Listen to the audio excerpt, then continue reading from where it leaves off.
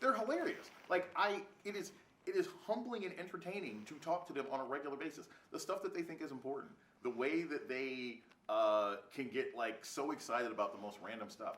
I'm a Gen Xer, right? But I will tell you, every single year there's some instance where I end up having a discussion with students about our theories on what happened to Tupac. And it inevitably ends up being this hilarious conversation about what a bunch of kids who were born after Pac and Biggie were gone, what they think about that and what they think about hip hop. And that's the kind of conversations I live for. Because it is, as a faculty member, and I think any parent probably also knows this, it is incredibly humbling that anybody 18, 19 years old cares what you have to say.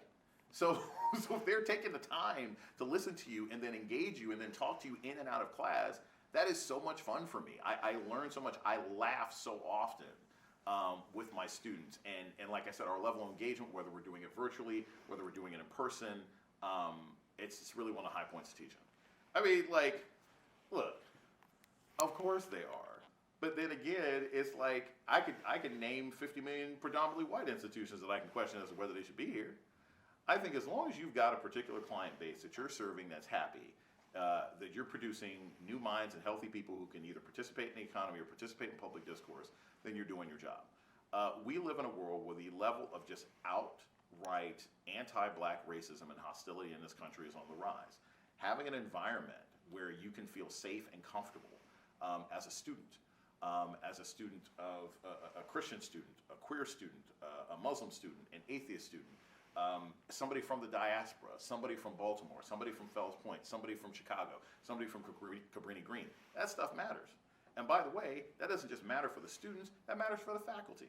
I can tell you that being at Morgan State University and teaching about Donald Trump was a completely different experience of what it would be like for many of my colleagues at predominantly white institutions. So there is a place for these institutions, and the growing numbers of African American students with options. I always tell people this, with options. Nobody's picking HBCUs, or almost nobody's picking HBCUs as safeties anymore. Kids want to go here. They choose to come here instead of Maryland College Park. They choose to come here instead of Towson. We need to remind them of that. We need to remind ourselves of that. And so, yeah, there's definitely a role for HBCUs now and in the future. So the first thing for the evolution to happen, for it to happen properly, is we have to be kind of gatekeepers as to what journalism actually is. Most people don't really know what it is. And social media makes it more difficult to determine, well, what's a journalist versus what's a reporter versus who's an analyst and who's a pundit and who's just an expert. Most of my students do not know those things. So they conflate everybody, right? Shade Room is not journalism, right? Mm-hmm. Doesn't mean it can't be informative. Doesn't mean that's not where they go, but that's not necessarily journalism. Tucker Carlson is a journalist, but he's not an expert. He's just somebody who produces opinions, right? April Ryan is a reporter. April Ryan's job is to tell you what happened. It's not really to give you her opinion. Roden, I'm thinking people who come out of our journalism department. So I think that the best thing, the biggest challenge we have is in an environment of social media where the number of followers you have on TikTok or Twitter or Instagram may give you an inflated sense of what you're actually producing in public discourse.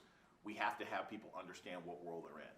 There's no problem with being an influencer. It's actually an awesome job. But understand, just because you're an influencer and you have 200,000 people following you, doesn't mean you know about COVID. Doesn't mean you know what's going on in Ukraine.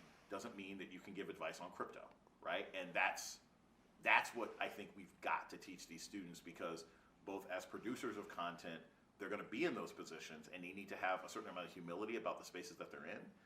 And as consumers of that content, they need to know who can I actually listen to and follow, and who's somebody who's just for entertainment.